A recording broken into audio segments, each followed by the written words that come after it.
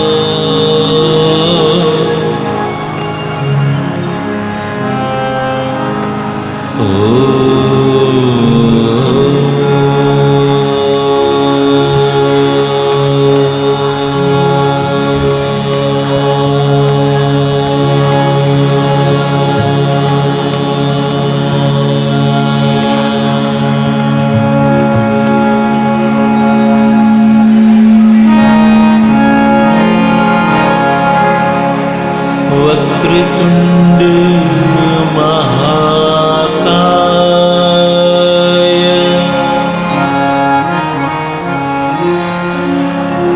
सूर्यकोटि समप्रभ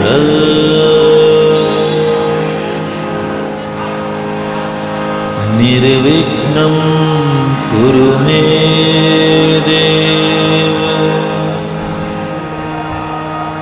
सर्वकार्येषु सर्वदा।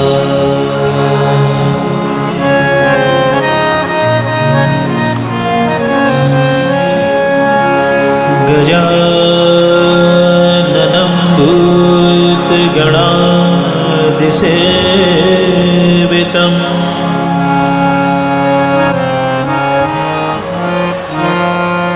कपित्थजम्बो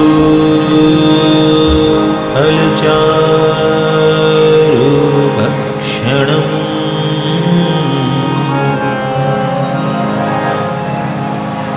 उमासुतं शोकविनाशकारम्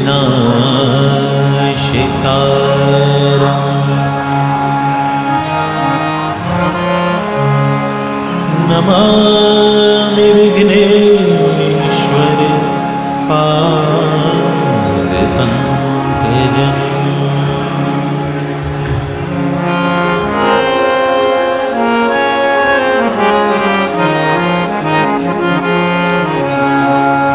या देवी सर्वभूतेषु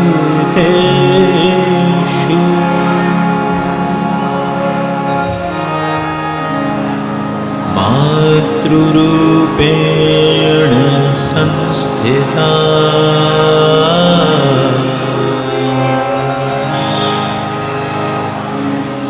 नमस्तस्यै नमस्तस्यै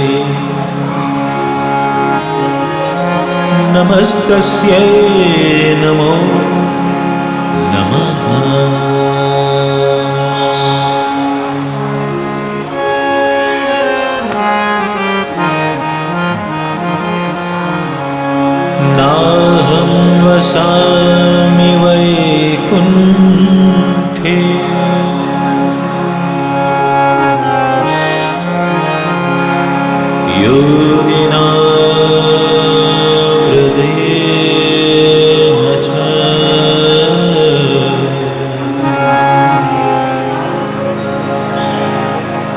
मद्भक्ता यत्र गायन्ति तत्र तिष्ठामि नारद।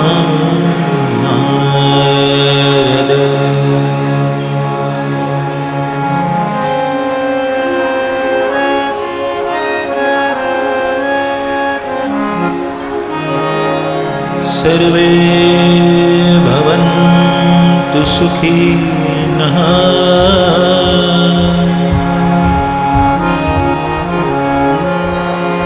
सर्वे सन्तु निरामया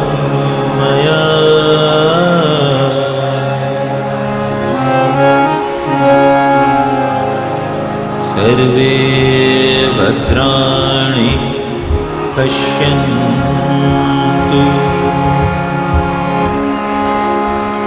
मा कश्चित् दुःखभाग् भवेत्।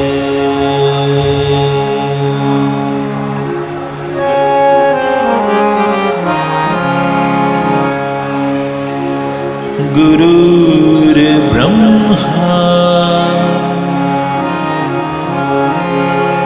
गुरुर्विष्णु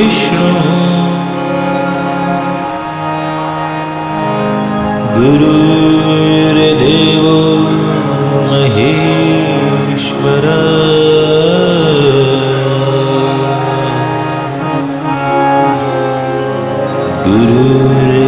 गुरुर्साक्षात् परब्रह्म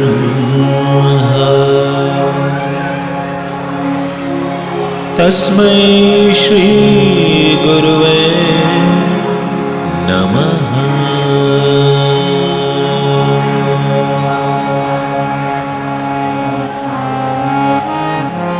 त्वमेव माता च पिता त्वमेव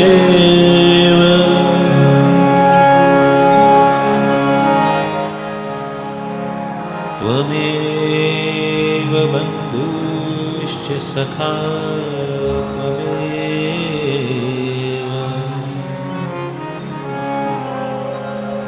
त्वमेव विद्या द्रविणं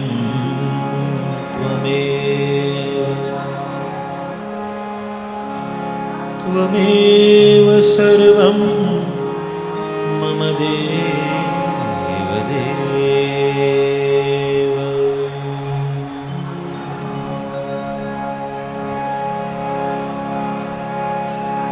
मेरा मुझ में कुछ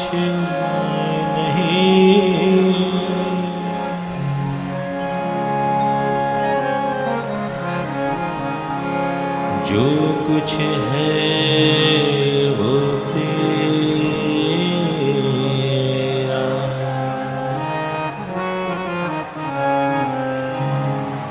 तेरा तुझको सौंपते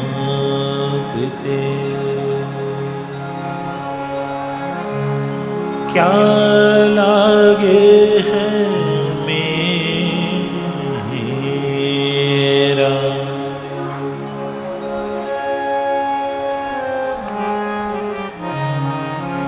कि मेरे साईं तुमसे बीनती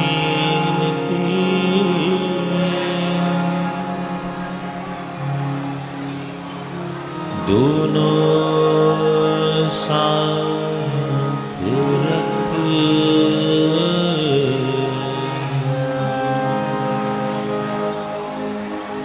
प्राण रखे तुला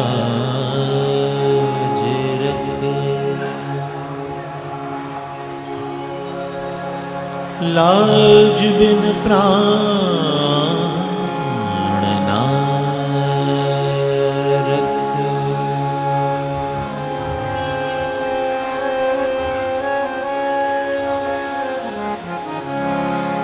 अनंत कोटि ब्रह्मांड नायक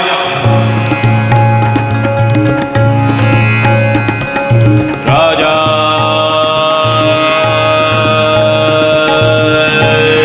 धीराज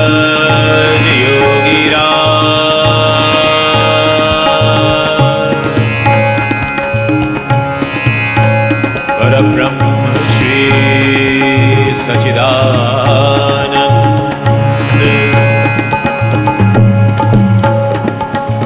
सद्गुरु श्री साईनाथ महाराज।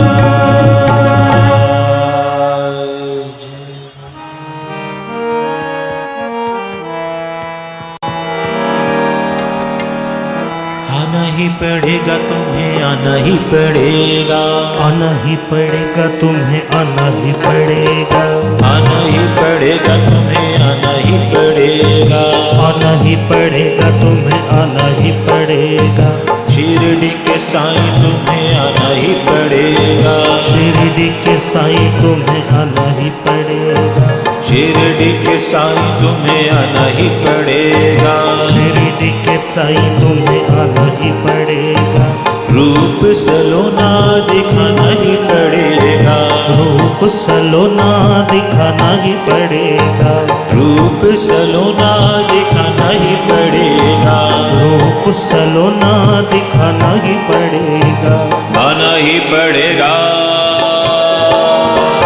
आना ही पड़ेगा तुम्हें, आना ही पड़ेगा, आना ही पड़ेगा तुम्हें, आना ही पड़ेगा, शिरडी के साईं तुम्हें आना ही पड़ेगा, शिरडी के साईं तुम्हें आना ही पड़ेगा।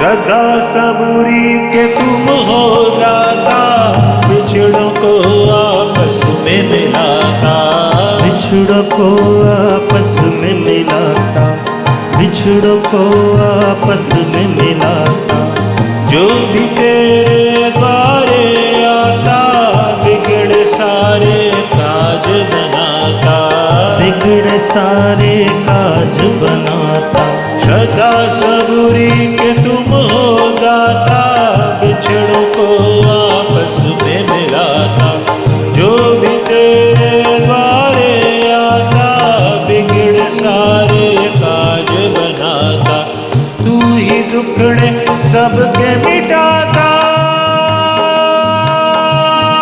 साईं तू ही दुखड़े सबके मिटाता, आना ही पड़ेगा,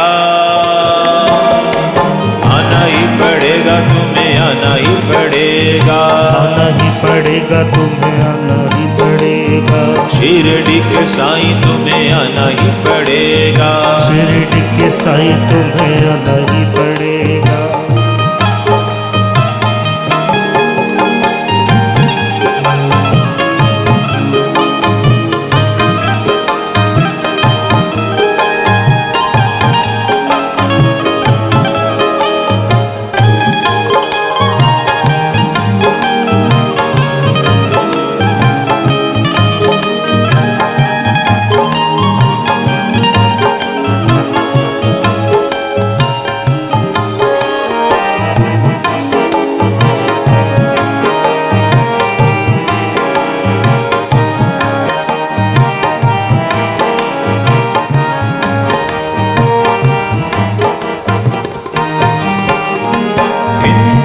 मुस्लिम सिख ईसाई सबके साईं सदा सहाई, सबके साईं सदा सहाय, सबके साईं सदा सहाय, जिसने जैसी अर्जी लगाई, उसने वैसी मन्नत पाई, उसने वैसी मन्नत पाई, हिंदू मुस्लिम सिख ईसाई सबके साईं सदा सहाय, जिसने जैसी अर्जी लगाई, उसने वैसी मन्नत पाई, तेरी महिमा सबने गाई,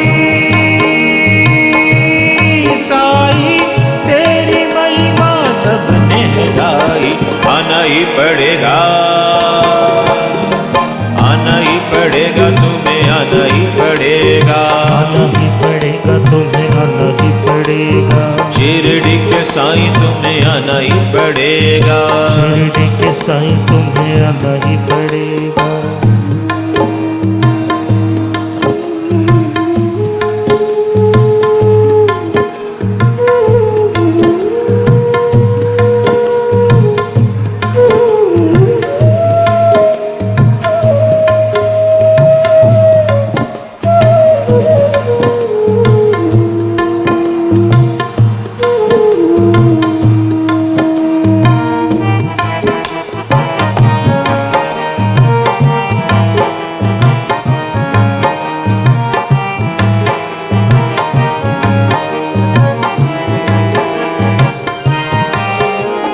तेरी उदी जो भी लगाए, दुख दरिद्र पास नहीं आवे, दुख दरिद्र पास नहीं आवे, दुख दरिद्र पास नहीं आवे। तेरे होते भी कोई रोवे, ऐसा तो जग में ना होवे, ऐसा तो जग में ना होवे। तेरी उदी जो कोई भी लगाए, दुख दरिद्र पास नहीं आवे, तेरे होते भी कोई रोवे, ऐसा तो जग में ना होवे। साईं सद्गुरु कहाँ हो खोए, साईं सद्गुरु कहाँ हो खोए, आना ही पड़ेगा, आना ही पड़ेगा तुम्हें, आना ही पड़ेगा, आना ही पड़ेगा तुम्हें, आना ही पड़ेगा। शिरडी के साईं तुम्हें आना ही पड़ेगा, शिरडी के साईं तुम्हें आना ही पड़ेगा, शिरडी के साईं तुम्हें आना ही पड़ेगा, शिरडी के साईं तुम्हें आना ही पड़ेगा। रूप सलोना दिखाना ही पड़ेगा, रूप सलोना दिखाना ही पड़ेगा, ओ रूप सलोना दिखाना ही पड़ेगा, रूप सलोना दिखाना ही पड़ेगा। आना ही पड़ेगा, आना ही पड़ेगा तुम्हें, आना ही पड़ेगा, आना ही पड़ेगा तुम्हें, आना ही पड़ेगा, आना ही पड़ेगा तुम्हें, आना ही पड़ेगा, आना ही पड़ेगा तुम्हें, आना ही पड़ेगा। शिरडी के साईं तुम्हें आना ही पड़ेगा, शिरडी के साईं तुम्हें आना ही पड़ेगा, शिरडी के साईं तुम्हें आना ही पड़ेगा, शिरडी के साईं तुम्हें आना ही पड़ेगा, आना ही पड़ेगा तुम्हें, आना ही पड़ेगा, आना ही पड़ेगा तुम्हें, आना ही पड़ेगा, आना ही पड़ेगा तुम्हें, आना ही पड़ेगा, आना ही पड़ेगा तुम्हें, आना ही पड़ेगा, आना ही पड़ेगा तुम्हें, आना ही पड़ेगा, आना ही पड़ेगा तुम्हें, आना ही पड़ेगा, आना ही पड़ेगा तुम्हें, आना ही पड़ेगा, आना ही पड़ेगा तुम्हें, आना ही पड़ेगा, आना ही पड़ेगा तुम्हें, आना ही पड़ेगा, आना ही पड़ेगा तुम्हें, आना ही पड़ेगा। साईं आना ही पड़ेगा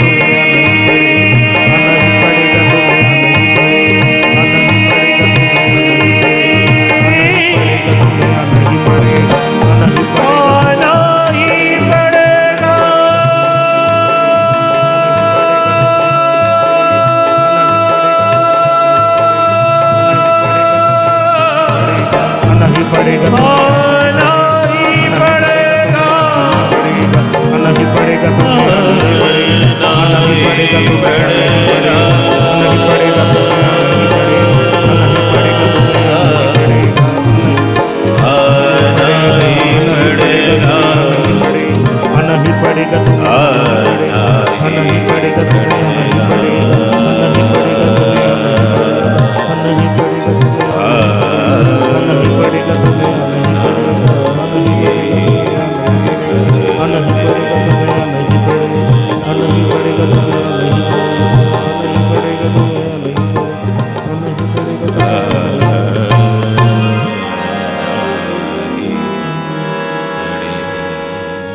पड़ेगा,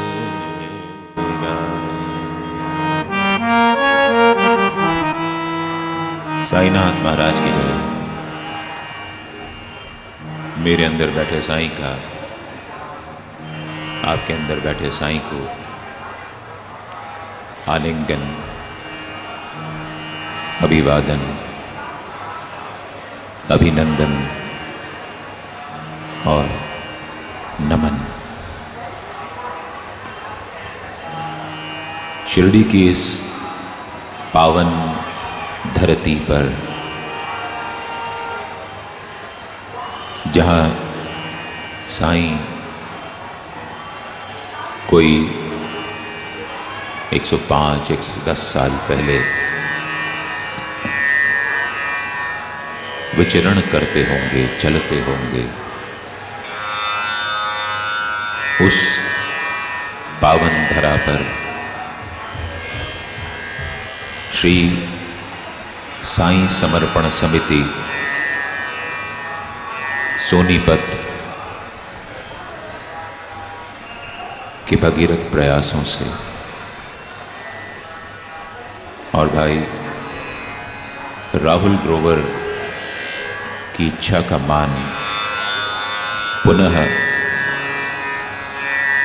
बाबा द्वारा रखते हुए इस धरा पर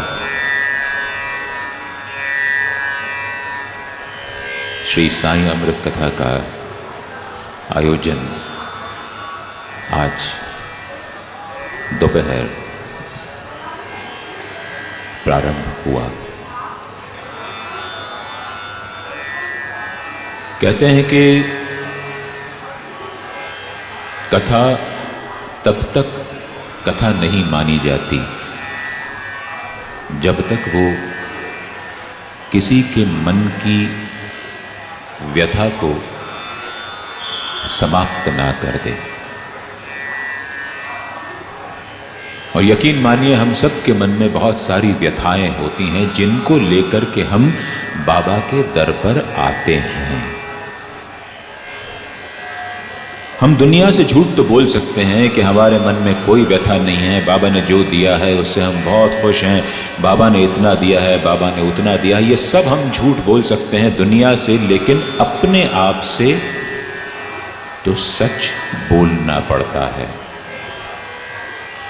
और जब ये सच बोला जाता है तो इस सच को सुनना और मानना भी पड़ता है।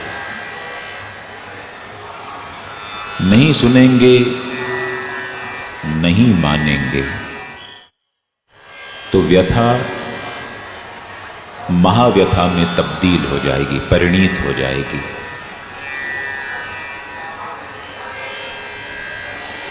कहने को हम शुक्राना अदा करने शिरडी आते हैं, साथ में नजराना भी लेकर के आते हैं, लेकिन नजराना जो होता है वो हमारी हासिल की हुई चीजों का एक पैमाना होता है, एक मेजर होता है। कभी अपनी हासिल की हुई चीजों से ज्यादा का पैमाना लेकर के हम नजराना कभी साईं को अर्पित करने नहीं आते। और सच्ची बात है कि हम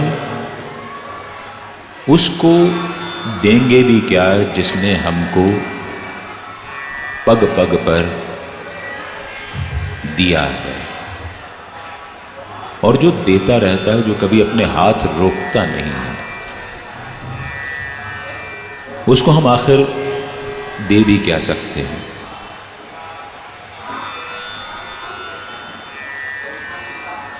शिरडी आते हुए रास्ते में भजन करते हैं तो इस श्री साईं सच्चरित्र की एक कथा में एक लाला लक्ष्मी चंद का जिक्र भी आता है,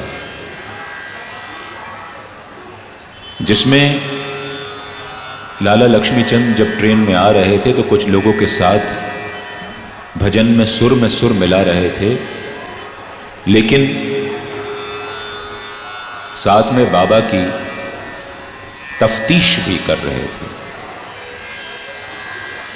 और जब लाला लक्ष्मी चंद बाबा के सामने आए तो बाबा ने उनको छूट गाली देते हुए कहा। अब गाली तो मैं यहां बोल नहीं सकता। रास्ते में आते हैं, भजन करते हैं और पूछताछ भी करते हैं। क्या पूछताछ करनी है? ये देखो, ये फकीर तुम्हारे सामने बैठा है। तो वैसा ही कुछ कुछ हाल हमारे जैसा होता है कि हर भजन के पीछे मन में इच्छाएं होती हैं। गाने वाले हर भजन के साथ हमारी इच्छाओं की अंताक्षरी चलती रहती है। भजन क पे खत्म हुआ तो हमने कार मांग ली, भजन घ पे खत्म हुआ तो हमने घर मान लिया, भजन स पे खत्म हुआ तो हमने संतान मांग ली, भजन ध पे खत्म हुआ तो हमने धन मांग लिया। और हम में से अधिकांश के लिए भजन सबका ध पे ही खत्म होता है।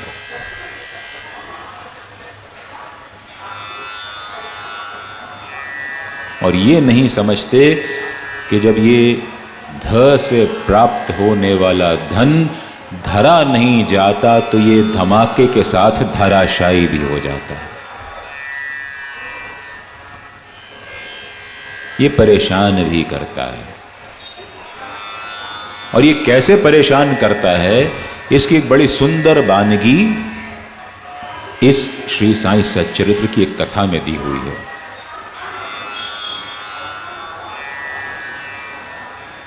आप यकीन मानिए, जब इस कथा के लिए बाबा मुझे भेजते हैं तो पहले से कथा की कोई रूपरेखा तैयार नहीं होती। यहाँ बैठे बैठे ही कुछ होता है।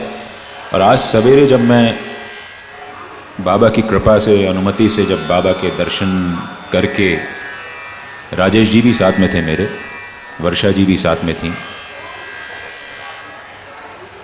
पारायण कक्ष में पहुंचा तो बाबा ने, वहाँ पे मेरी आदत है कि सच्चरित्र का कोई भी एक पन्ना खोल करके वहाँ जो कथा होती है उसको पढ़ने की कोशिश करता हूँ। वहाँ बहुत सारे सच्चरित्र का अंबार रखा हुआ है अलग अलग भाषाओं में, और बड़ा सुंदर चित्र वहाँ पर रखा हुआ है जो कि नवसारी गुजरात के अंबाराम पेंटर का बनाया हुआ है। कहते हैं कि अंबाराम को सपने में एक फकीर की, एक संत की आकृति नजर आई। वो पेंटर थे और उस आकृति को जितनी उनको स्वप्न में दिखी थी उतनी आकृति को याद रख करके उन्होंने ये चित्र बना दिया। जब चित्र बनकर के तैयार हो गया तो किसी ने उनसे कहा कि ये तो शिरडी के साईं समर्थ का चित्र है। वो साईं बाबा के बारे में जानते नहीं थे। पता चला कि शिरडी के साईं समर्थ का चित्र है, तो उन्होंने उस चित्र को उठाया, वो लेकर के यहाँ पर आ गया और 1953 में उन्होंने ये चित्र साईं बाबा संस्थान शिरडी को भेंट में दिया।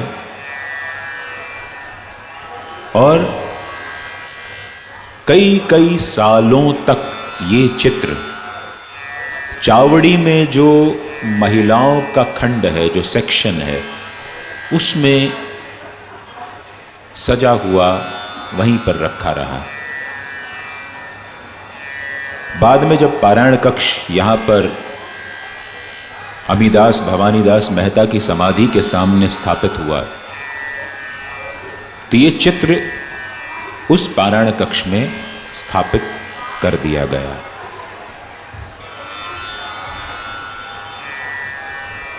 तो मैं वहां जाता हूं और वहां जो सच्चरित्र का पन्ना होता है उसको खोल करके पढ़ने की कोशिश करता हूं कि बाबा का क्या संदेश है। और वहां पे जो कथा खुली उसी से आज श्री साईं अमृत कथा की हम शुरुआत करते हैं। धन जब धरता नहीं तो धमाके के साथ धराशायी हो जाता है। ये वो कथा है जो इस वाक्य का अर्थ हमको समझाने की कोशिश करती है। एक व्यापारी का जिक्र आता है, संजोग से उस व्यापारी का नाम श्री साईं सच्चरित्र में नहीं है और आज तक किसी को नहीं पता चल पाया कि वो व्यापारी कौन था। लेकिन एक व्यापारी था, बहुत धनाढ्य व्यक्ति था। उसके मन में इच्छा हुई कि मुझे ब्रह्म ज्ञान लेना है बाबा से। तो वो ट्रेन से कोपरगांव आया। कोपरगांव से उसने तांगा पकड़ लिया। तांगे वाले के साथ मोल भाव करके कि यहां से हमको चलना है शिरडी, वहां मुझे बाबा से ब्रह्म ज्ञान लेना है और ब्रह्म ज्ञान ले करके अगली ट्रेन से वापस। तुम क्या लोगे, कितने पैसे लोगे? आज भी हम लोग टैक्सी वाले से, ऑटो रिक्शा वाले से ऐसे ही तो मोल भाव करते हैं कि यार हल्दीराम तक जाना है, वहां पे रसगुल्ले पैक करवाने हैं, 5 मिनट का टाइम लेगा, तो वेटिंग के 5 मिनट के क्या लेगा, और फिर मुझे वापस छोड़ देना। तो इन्होंने भी तय किया कि मुझे शिरडी जाना है, मस्जिद में बाबा के पास जाना है, ब्रह्म ज्ञान लेना है, तुम तब तक वहीं खड़े रहना और फिर मैं वापस आऊंगा और शाम की ट्रेन से वापस निकल जाएंगे। आए, बाबा के सामने दंडवत हुए और बाबा से अपने मन की इच्छा कह दी कि बाबा मुझे ब्रह्म ज्ञान चाहिए। बाबा ने कहा, इस फकीर के दरवाजे से कभी कोई खाली नहीं गया। यहां कोई आता है, कोई धन मांगता है, कोई संपत्ति मांगता है, कोई संतान मांगता है, कोई व्यवसाय मांगता है, कोई बंगला मांगता है, मोटर गाड़ी मांगता है। तू पहला ऐसा व्यक्ति है जिसने आकर के मुझसे ब्रह्म ज्ञान मांगा है, तुझे तो पक्का ब्रह्म ज्ञान मिलेगा। उन्होंने कहा बैठ बैठ। व्यापारी बैठ गया। बाबा ने अपने पास में काम करने वाले सेवक को बुलाया और कहा कि जा जरा श्यामा से जरा 5 रुपए तो ले आ। वो लड़का दौड़ा दौड़ा श्यामा के पास गया। श्यामा ने हंस के कहा, बाबा को पता है कि श्यामा की जेब में 5 फूटी कौड़ियां भी नहीं होती हैं, वो 5 रुपए कहां से देगा। एक ऐसा काम कर, तू मेरे 5 नमस्कार ले जा और बाबा को मेरी तरफ से 5 नमस्कार अर्पित कर देना। लड़का वापस आया। बाबा ने उसको राधा कृष्ण माई के घर भेजा। घर पे कुंडी लगी हुई थी, राधा कृष्ण माई घर पे नहीं थी। वो लड़का मायूस होकर वापस आ गया। बाबा ने उसको इधर भेजा, वहां भेजा। बाबा का ये प्रपंच चलता रहा, बाबा की लीला चलती रही। जितनी देर बाबा की लीला चलती रही, बाबा उसी में मगन रहे।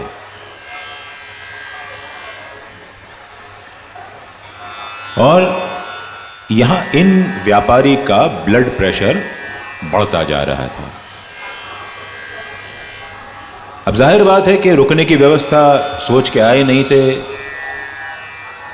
रात को रुकना पड़ जाएगा तो कुछ खर्चा अलग हो जाएगा, तांगे वाले को और ज़्यादा रोक लिया तो उसका वेटिंग चार्ज और देना पड़ जाएगा, और कल अगर ट्रेन ना हुई तो क्या हुआ, परसों मिलेगी तो 1 दिन और रुकना पड़ जाएगा, और जितनी देर अपने गल्ले पर नहीं बैठूंगा उतना धंधे का नुकसान होगा। ये सब विचार उसके मन में चल रहे थे।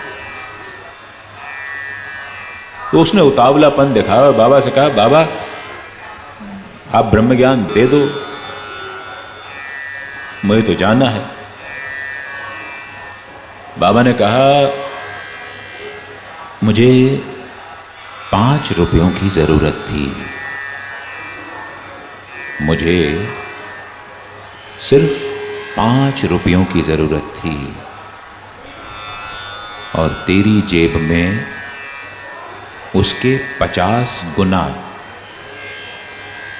पहले से रखे हुए हैं। जब तू उन 5 रुपयों से अपना मोह नहीं छुड़ा सकता, तुझे ब्रह्म ज्ञान क्या खाक मिलेगा।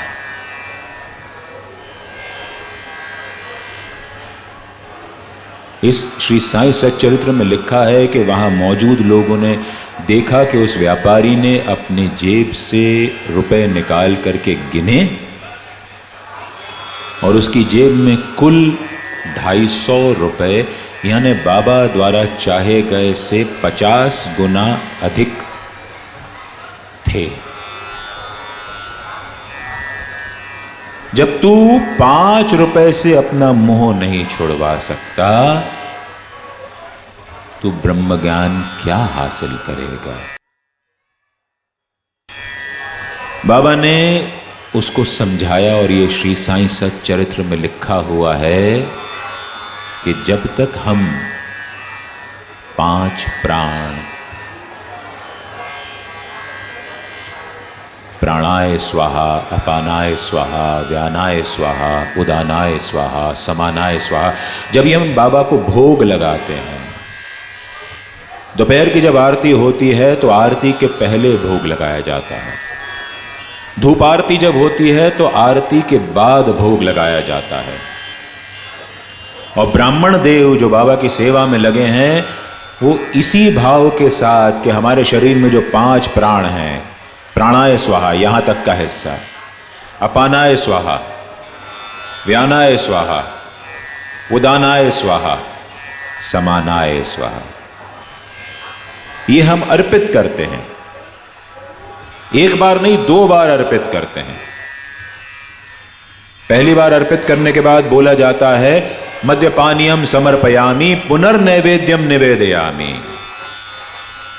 यानी खाने का इंटरवल हो गया मद्यपानम, और फिर से हम आपको नैवेद्य अर्पण करते हैं, और 3 बार जल हाथ में लेकर के आचमनी करके एक प्रकार से भोजन जो बाबा को अर्पित हो रहा है उसकी नजर उतार करके ये भाव रख करके कि मेरे अंदर जो 5 प्राण हैं, बोला जाता है पुनर्नैवेद्यम निवेदयामि, फिर से नैवेद्य अर्पण कर रहे हैं, निवेदन कर रहे हैं।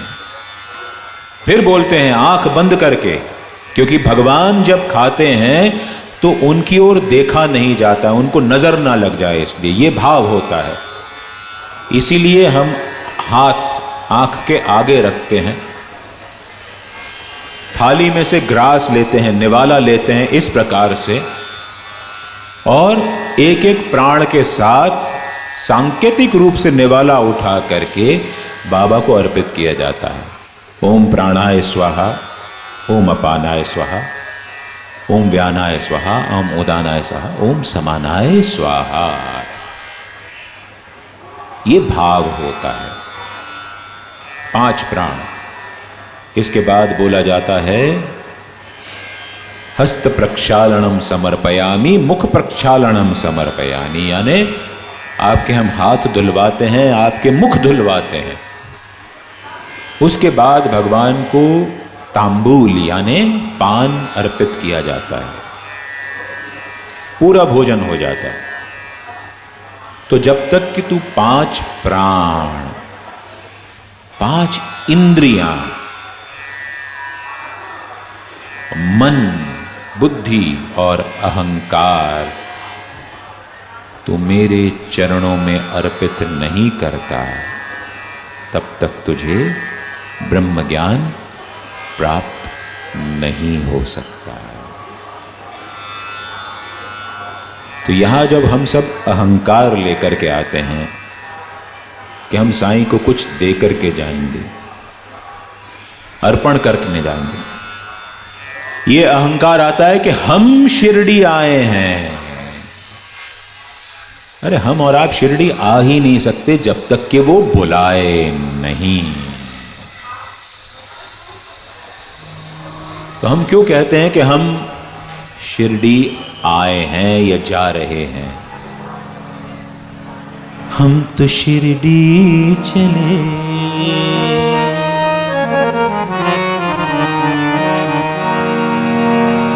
साईं चरणों तले,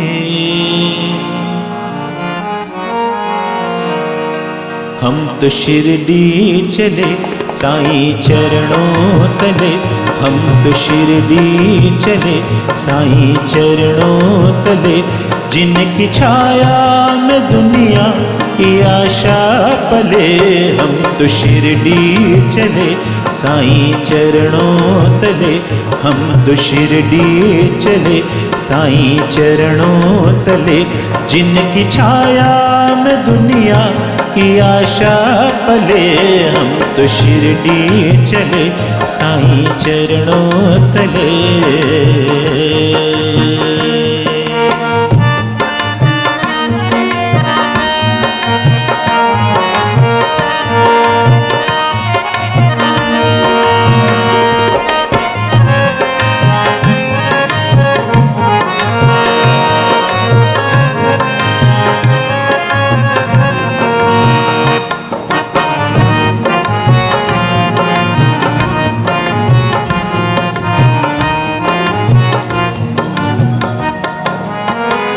गिरने वालों को देखो उठाते हैं वो,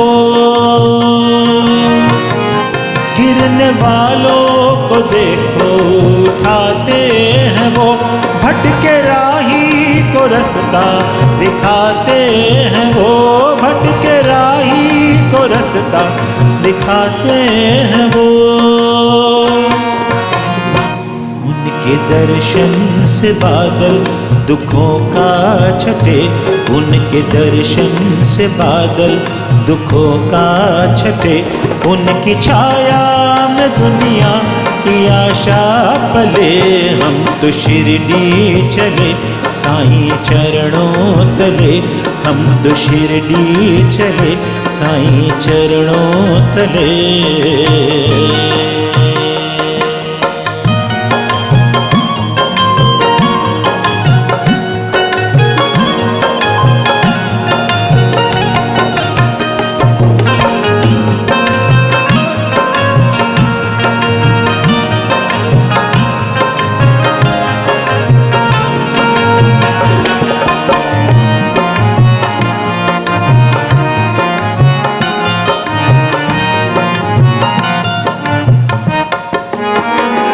उनके द्वारे से खाली न लौटा कोई, उनके द्वारे से खाली न लौटा कोई, जो भी पहुँचा यहाँ उसकी झोली भरी, जो भी पहुँचा यहाँ उसकी झोली भरी। द्वार ऐसा जहाँ में सभी को मिले, द्वार ऐसा जहाँ में सभी को मिले, उनकी छाया में दुनिया की आशा पले। हम तो शिरडी चले साईं चरणों तले, हम तो शिरडी चले साईं चरणों तले।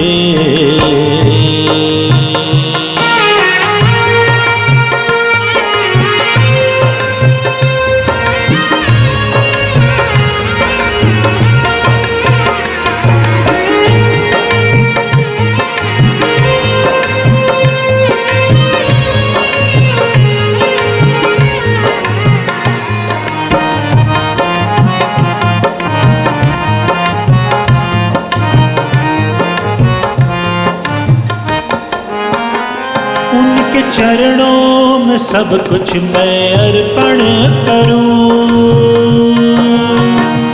उनके चरणों में सब कुछ मैं अर्पण करूं, बस यही है तमन्ना के दर्शन करूं, बस यही है तमन्ना के दर्शन करूं। का रहूं, सांस जब तक चले मैं उन्हीं का रहूं, सांस जब तक चले। उनकी छाया में दुनिया की आशा पले, हम तो शिरडी चले साईं चरणों तले, हम तो शिरडी चले साईं चरणों तले। उनकी छाया में दुनिया की आशा पले, हम तो शिरडी चले साईं चरणों तले, हम तो शिरडी चले साईं चरणों तले, हम तो शिरडी चले साईं चरणों तले।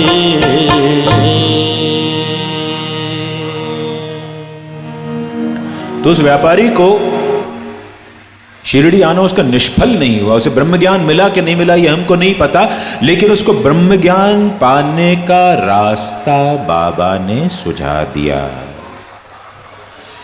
और सदगुरु का काम यही होता है। सदगुरु का काम होता है कि वो हमको सही रास्ते पर डाल दे।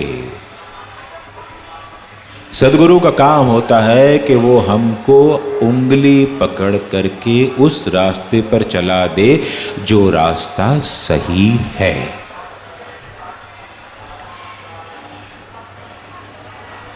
अब सही रास्ता क्या होता है? जीवन में हमको दो राहें हमेशा मिलते हैं। कोई कहता है कि बाएं चले जाओ, कोई कहता है दाएं चले जाओ।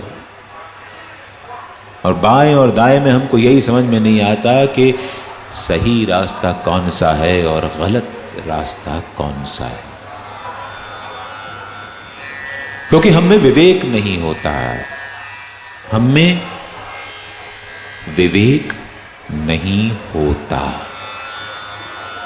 ये विवेक क्या होता है? ये विवेक वो विवेक नहीं है जिस विवेक को हम जानते हैं। ये विवेक वो विवेक होता है जो हमारे अंदर होता तो है लेकिन समझ में नहीं आता। और वो विवेक समझ में नहीं आता, इसीलिए जब हम दायां जाना होता है तो बाएं चले जाते हैं, और बायां जाना होता है तो दाएं चले जाते हैं, और जब कुछ समझ में नहीं आता तो सीधे चले जाते हैं और दीवार से जाके अपना सिर फोड़ लेते हैं। अगर विवेक को समझना है कि क्या है, तो ये समझना पड़ेगा कि कुरुक्षेत्र में कृष्ण ने अर्जुन से विवेक की पहचान कराई थी। कैसे करवाई थी?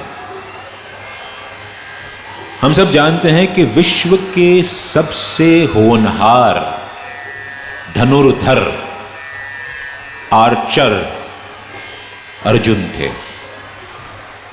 गुरु द्रोणाचार्य ने उनको धनुष चलाना बखूबी सिखाया था। इतना बखूबी सिखाया था कि घूमते हुए छल छलाते हुए पानी में ऊपर घूम रही मछली की आंख को परछाई देख करके बींधने की क्षमता अर्जुन में थी। लेकिन वही अर्जुन कुरुक्षेत्र के रण क्षेत्र में किंग कर्तव्य विमूढ़ होकर के, पजल्ड होकर के वहीं के वहीं खड़े रह गए। उनका धनुष, उनका बाण बिना प्रत्यंचा पर चढ़े हुए वहीं पर रथ में रखा रह गया। दुनिया के सबसे बेहतरीन सर्वश्रेष्ठ धनुर्धर को बाण और धनुष उठाना नहीं बन रहा था। तब भगवान श्री कृष्ण, जो कि उनके सारथी थे, उन्होंने अर्जुन को एक वाक्य के अंदर, एक वाक्य के अंदर इस विवेक की पहचान करा दी।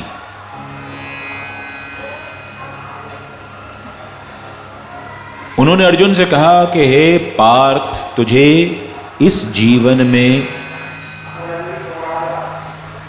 आचार्य, शिक्षक बहुत श्रेष्ठ मिले,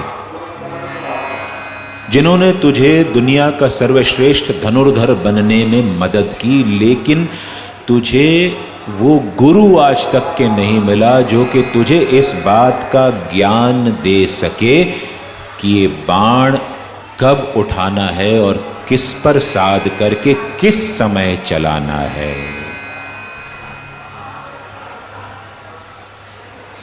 ये विवेक गुरु जागृत करता है। ये विवेक हमारे अंदर होता है लेकिन दिखलाई नहीं पड़ता। बड़ी सुंदर एक कथा आती है। नाना साहब चांदोरकर, नारायण गोविंद चांदोरकर करके एक भक्त बाबा के पैर दबा रहे थे और पैर दबाते दबाते वो गीता के, श्रीमद् भगवत गीता के एक श्लोक को बुदबुदा रहे थे। त्वद्दिति प्रणिपातेन परिप्रश्नेन सेवया उपदेक्षन्ति ते ज्ञानम ज्ञानस्तत्त्वदर्शिनः। ऐसे ही हम में से आजकल लोग, अधिकांश लोग जो रट लेते हैं उसको बुदबुदा देते हैं। न हलंत का ध्यान होता है, न उपसर्ग का ध्यान होता है, न भाव होता है। ऐसे ही हम में से अधिकांश लोग यंत्रवत मशीन बन करके बाबा के दर्शन करने जाते हैं। हमारे अंतर्मन में वही अंताक्षरी चल रही होती जिसकी हमने अभी बात करी थी। सामने बाबा होते हैं, अब ये समझ में नहीं आता है कि बाबा को देखें या उनसे मांगे। किसी शायर ने बड़ा खूबसूरत शेर लिखा है कि तुम करीब भी हो मुखातिब भी हो, तुम करीब भी हो मुखातिब भी हो, तुमको देखूं या तुमसे बात करूं।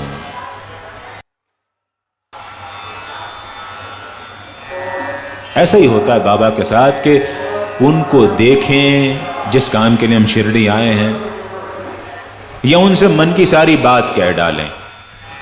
और अभी ये ऊहापोह चल रही होती है कि पीछे से भीड़ का धक्का आ जाता है, साइड में खड़े हुए जो सुरक्षा गार्ड होते हैं वो बोलने लगते हैं पुढ़े चला पुढ़े चला पुढ़े चला। और जब तक कि हम इस बात का निर्णय कर पाए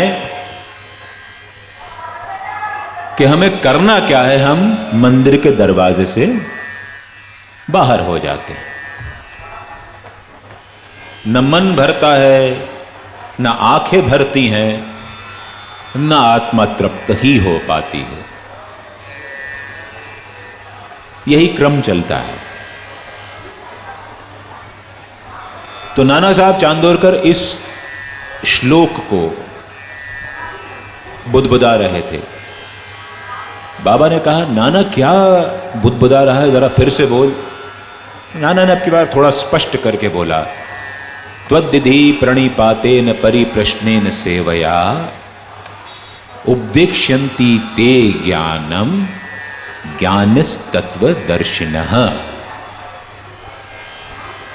श्रीमद् भगवत गीता अध्याय 4 श्लोक 34। बाबा ने कहा इसका अर्थ क्या होता है। तो जो रटा रटाया अर्थ होता है, जो शब्दार्थ, वो उन्होंने बाबा के सामने दोहरा दिया कि इसमें भगवान श्री कृष्ण अर्जुन से कह रहे हैं कि जब भी तुमको जहां ज्ञानी पुरुष मिल जाएं, तुम उनके दंडवत हो जाओ, तुम उनके साष्टांग प्रणाम कर लो, तुमको ज्ञान प्राप्त करा देंगे। बाबा ने कहा बस इतना सा अर्थ होता है। अब नाना साहब चांदोरकर, जो कि अब तक ये सोच रहे थे कि ये फकीर से कपड़े पहनने वाला, उर्दू मिश्रित खानदेशी में बात करने वाला, जिसको कि हम सूफी संप्रदाय का मानते हैं, इसको संस्कृत का श्लोक के बारे में क्या पता होगा। लेकिन बाबा तो बाबा, उन्होंने फिर नाना साहब से कहा कि जरा श्लोक दोहरा। तो उन्होंने अब की बार और सुस्पष्ट तरीके से श्लोक दोहरा दिया त्वद्विधि प्रणिपातेन परिप्रश्नेन सेवया उपदेक्ष्यन्ति ते ज्ञानम ज्ञानिस्तत्वदर्शिनः। अब बाबा ने श्लोक के छिलके उतारने शुरू किए, यानी एक एक शब्द के पीछे का भाव प्रकट करना शुरू किया। बाबा ने कहा, नाना तू कहता है कि श्री कृष्ण ने अर्जुन से कहा कि जहां भी ज्ञानी पुरुष मिल जाए तो उनके सामने दंडवत हो जाए। दंडवत कैसे होते हैं? यानी हम साष्टांग समस्त अंगों के साथ जब प्रपन्न हो जाएं। प्रपन्न यानी हमारे पैर का वो हिस्सा जो एड़ी और पंजे को जोड़ता है। जब हम किसी ज्ञानी पुरुष के सामने आए, हम अपने दोनों हाथों से उसकी पिंडली को पकड़ लें तो इसका अर्थ होता है कि हम प्रपन्न हो जाते हैं। इसका भाव ये नहीं है कि हमने उसको पकड़ लिया, भाव ये है कि अब हमारे मन में उनको छोड़ने की कोई भावना नहीं है और हमने समर्पण कर दिया है इस भाव के साथ कि वो अब अपनी जगह से यानी हमारी सरपरस्ती से वो हटेंगे नहीं। अब आप जब किसी के पैर इस प्रकार से पकड़ लो तो वो हिल नहीं सकता है। तो ऐसे ही गुरु के प्रपन्न हो जाना है कि उसको पकड़ लेना है कि वो अब हमारा उद्धार किए बिना हिले नहीं। ये भाव होता है।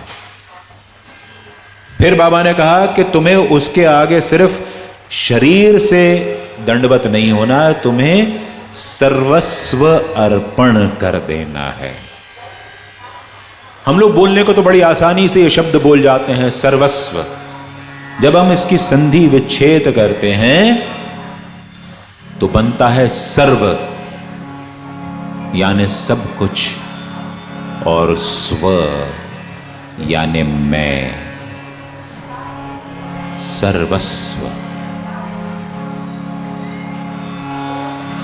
बस एक बार आ जा साईनाथ की शरण में, बस एक बार आ जा साईनाथ के शरण में, बस एक बार आ जा साईनाथ की शरण में, बस एक बार आ जा साईनाथ के शरण में, साईनाथ की शरण में, मेरे बाबा की शरण में, साईनाथ की शरण में, मेरे बाबा की शरण में, साईनाथ की शरण में, मेरे साईं की शरण में, साईनाथ की शरण में, मेरे साईं की शरण में, बस एक बार आ जा साईनाथ की शरण में, बस एक बार आ जा साईनाथ के शरण में।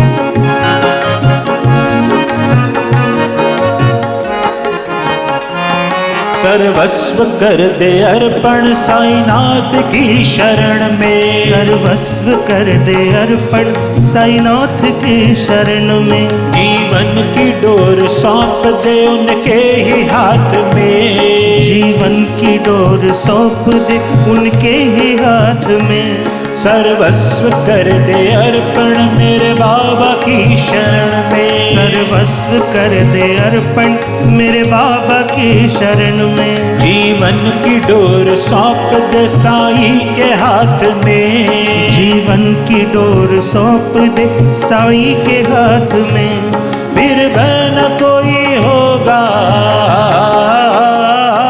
फिर भय न कोई होगा, साईनाथ की शरण में, बस एक बार आ जा साईनाथ की शरण में। बस एक बार आ जा साईनाथ की शरण में।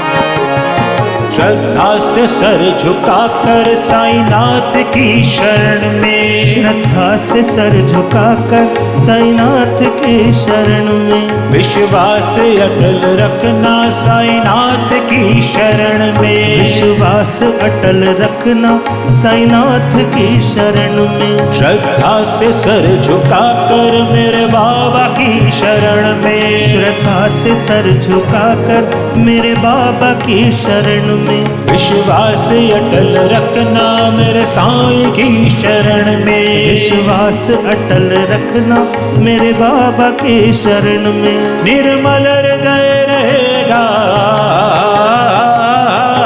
निर्मल हृदय रहेगा साईनाथ की शरण में, बस एक बार आ जा साईनाथ की शरण में। बस एक बार आ जा साईनाथ की शरण में। बस एक बार आ जा साईनाथ की शरण में। बस एक बार आ जा साईनाथ की शरण में। साईनाथ की शरण में, मेरे बाबा की शरण में, साईनाथ की शरण में मेरे बाबा की शरण में। साईनाथ की शरण में, मेरे बाबा की शरण में, साईनाथ की शरण में मेरे बाबा की शरण में। बस एक बार आ जा साईनाथ की शरण में। बस एक बार आ जा साईनाथ की शरण में। बस एक बार आ जा साईनाथ की शरण में। बस एक बार आ जा साईनाथ की शरण में। साईनाथ की शरण में, साईनाथ की शरण में। साईनाथ की शरण में, साईनाथ की शरण में। साईनाथ की शरण में, साईनाथ की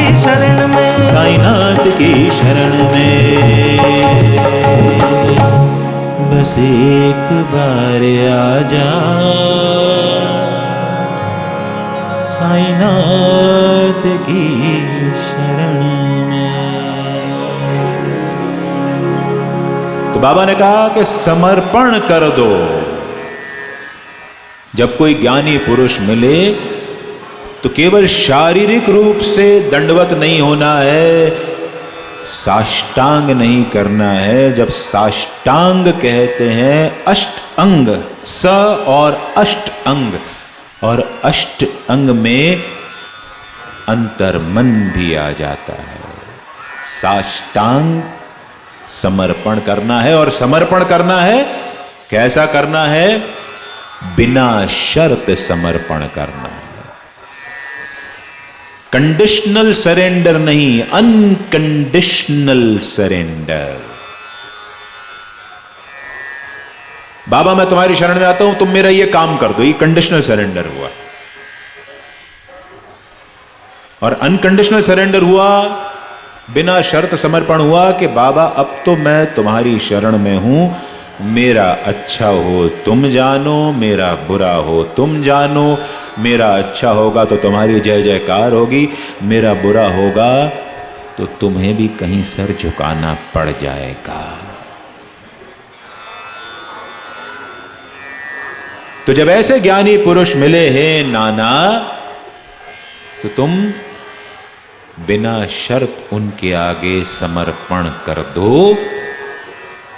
और जब तुम ये कर दोगे तब वो ज्ञानी पुरुष, नाना ने पहले कहा था कि तुम्हें ज्ञान प्रदान कर देंगे, लेकिन बाबा ने कहा कि जब तुम ये कर दोगे तो वो ज्ञानी पुरुष तुम्हारे ज्ञान के ऊपर, जो ज्ञान तुम्हारे अंदर है, उस ज्ञान के ऊपर से का आवरण यानी अज्ञान का आवरण हटा के तुम्हारे अंदर जो ज्ञान पहले से मौजूद है उसको दैदीप्यमान कर देंगे। इसको समझिए इस तरह से कि ये जो लाइटें लगी हैं, ये जो म्यूजिकल इंस्ट्रूमेंट्स हैं, ये आज कथा 10 मिनट देर से क्यों स्टार्ट हुई? क्योंकि इन म्यूजिकल इंस्ट्रूमेंट्स को बिजली प्रदान करने वाले भाई साहब यहां समय पर नहीं पहुंचे थे। तब तक ये निष्प्राण निष्क्रिय पड़े थे, किसी काम के नहीं थे। जैसे ही बिजली आई, इनके अंदर का संगीत फूट पड़ा। इनके अंदर संगीत है, लेकिन संगीत झनकृत कैसे हुआ? बिजली आने पर। वैसे ही ज्ञान आपके अंदर है, वो ज्ञान कैसे झनकृत होता है, कैसे प्रज्वलित होता है, कैसे दैदीप्यमान होता है, वो सद्गुरु की शरण में आकर के शरणागत हो जाने पर होता है।